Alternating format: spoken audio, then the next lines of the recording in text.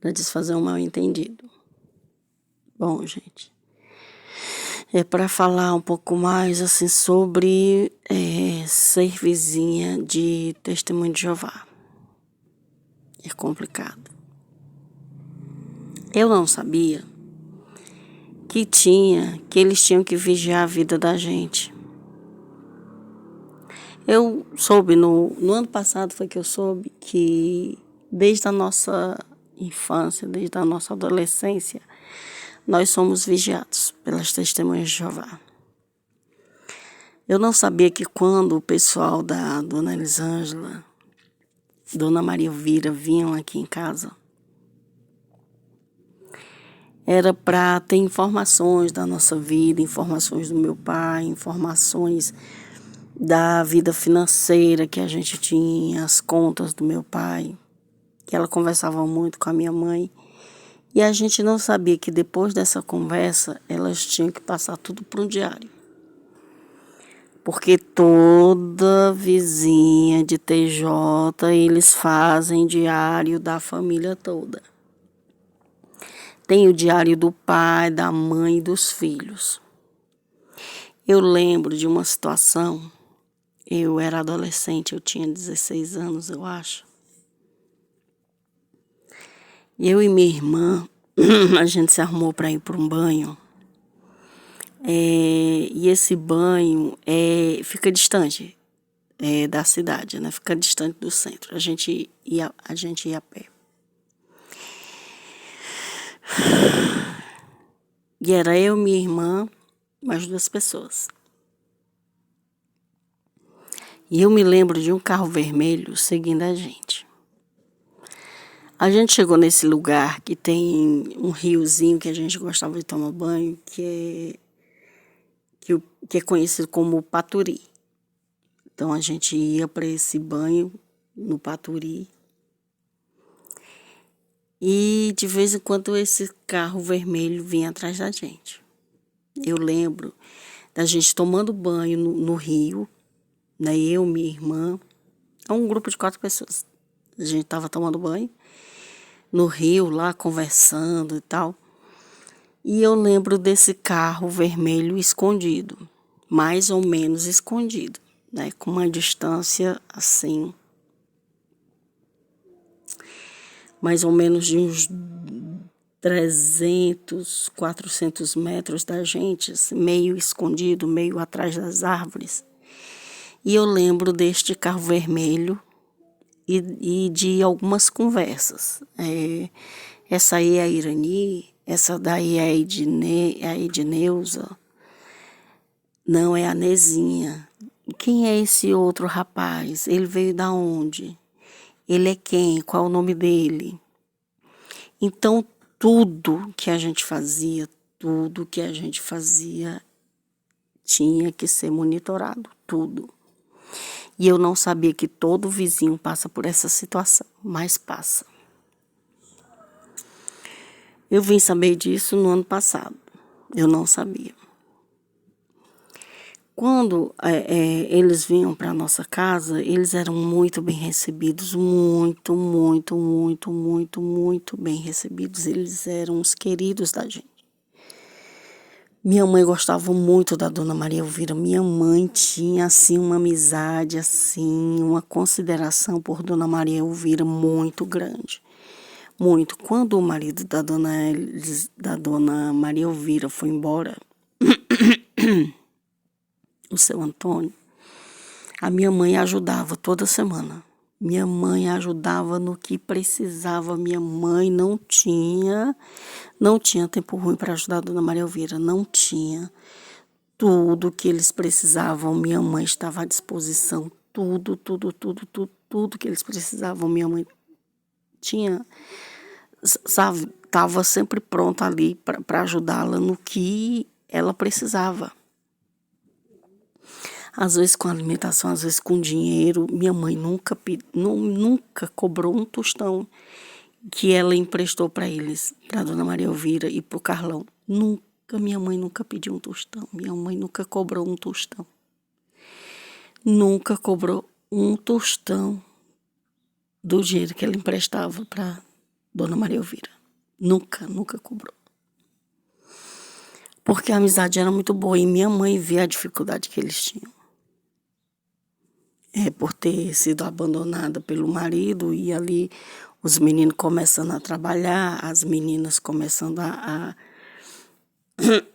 fazer artesanato. Minha mãe ajudava muito, muito. Minha mãe ajudava demais. Porque no começo, quando o seu Antônio foi embora, foi muito difícil. Então, a Elisângela e a Rosângela, elas faziam artesanato para vender. Às vezes, o pessoal da Dona Odélia ajudava. Elas decoravam panelinhas de barro, sabe? Fazia pintura nas panelinhas para vender. E minha mãe ajudava muito. No que a minha mãe podia, a minha mãe ajudava. Sem cobrar nada. Não, minha mãe nunca cobrava nada. Só que a gente não sabia que tinha os diários com o nosso nome. Então, às vezes, ela vinha para cá, conversava e quando chegava em casa, eram os diários. Passava tudo pro diário. Tudo. E os anciões, os outros, os que comandavam aí o tal do Salão do Reino, queria que elas dessem informações da nossa vida toda. Só que a gente não sabia disso, gente. E a gente recebia muito bem, a gente queria muito bem, a gente ajudava e a gente... E hoje, eu passando por uma perseguição dessa, sendo vigiada por eles o tempo inteiro, porque eles dizem que eles têm que dar informação da minha vida, em tudo que eu faço tem que dar informação, tudo que eu faço, tudo que eu digo, eles... Mulher, é muito louco isso, sabe? Você receber a pessoa em casa, você considerar, você ter uma amizade muito boa. Daniel, tu não tá riscando o caderno da Laninha não, né? Hã? Não pode, paizinho. Não. Pegue o seu caderno. O caderno da capa verde, Daniel. Você pode riscar. Oh, meu Jesus.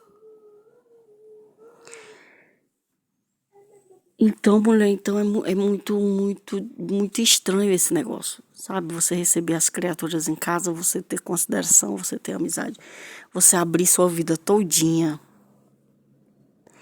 e depois ver, sabe? Depois descobrir que a sua vida foi toda passada pro caderno, toda, a tua vida toda, da tua família toda, passado para diários que tinham que ser escrito todos os dias, que toda novidade tinha que colocar no papel para passar para esse povo. E o assustador disso, gente, é que hoje em dia a gente não tem nada. Hoje em dia eu não posso trabalhar, hoje em dia eu não posso sustentar a minha casa. O meu auxílio foi bloqueado. Aí só tem o auxílio do meu filho. E um auxílio esse que eu tive que fazer um empréstimo. Vou passar 7 anos pagando e não deu para pagar a metade das contas. Não deu para pagar a metade das contas. E sem poder trabalhar. E eles dizem que eles têm um objetivo de bajular bastante o prefeito e esse pessoal do Renato Pessoa para eles passarem as contas bloqueadas do meu pai para eles. Eles dizem que eles não vão sossegar enquanto o prefeito não autorizar passar as contas do meu pai para eles. Então eles bajulam muito, eles mentem, eles manipulam, eles puxam o saco mesmo, sabe, do prefeito, do pessoal do Renato Pessoa. Então eles usam a nossa voz para falar mal desse povo, para falar mal de um monte de gente, para as pessoas sentirem raiva da gente, para as pessoas acharem natural a gente perder tudo e tudo que a gente tem, o restinho que a gente tem, ser passado para eles. Tem muita gente que acha normal, mas não é, gente. Porque meu pai trabalhou demais para conseguir as coisas. Meu pai trabalhava demais para nos sustentar e para ajudar eles também. Mas isso não importa. Eles querem é tomar o que a gente tem. Eu ouvia muito eles dizendo que eles queriam tomar minha casa, que eles não vão sossegar enquanto eles tomam a nossa casa. Então eles fingem sofrimento, eles fingem que sofrem com a nossa presença, eles mentem, eles manipulam, eles fingem que choram. É tudo fingimento. É tudo fingimento para tomar o que a gente tem. O restinho que a gente tem, né? Porque a gente não tem mais quase nada. Então a gente, sabe, eu me lembrando aqui da nossa infância, da nossa adolescência, a gente com muita fartura em casa, com carro aí na nossa porta, com motorista que levava a gente para onde a gente queria, e hoje em dia a gente, sem nenhuma bicicleta, perdemos tudo, tudo, tudo, tudo. Hoje em dia a gente não tem nem condição de comprar nenhuma moto, sabe, sem condição de comprar nada. E ainda quem tem a minha irmã aqui do lado,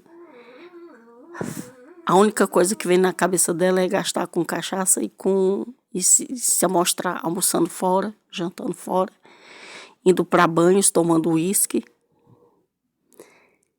sem querer comprar nada para os filhos, sem querer comprar uma TV, um sofá para botar dentro de casa, sem querer comprar um transporte para os filhos. O negócio dela é se amostrar. O negócio dela é se amostrar, é ajudar esse povo em tudo. É a falar mal de mim, falar mal dos meus filhos, colocar meus filhos em novela de pornografia. Uma porcaria. Ela se acha bem, ela se sente bem fazendo negócio desse. Ela se acha bem, não, ela se sente bem fazendo esse tipo de coisa. Então é muito, muito estranho isso. Muito estranho, muito estranho. Então, vocês que são vizinhos de Testemunho de Jeová, vocês prestem mais atenção, principalmente com documentos de bancos, porque eles têm documentos do meu pai, da época que meu pai era vivo.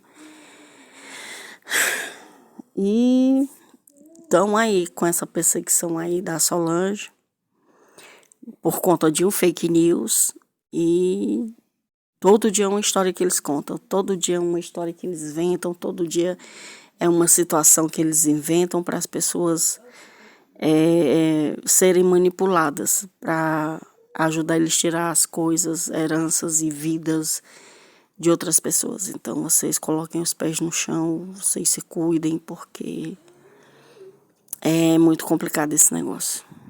É muito estranho, é muito, sei lá. Daqui a pouco eu volto.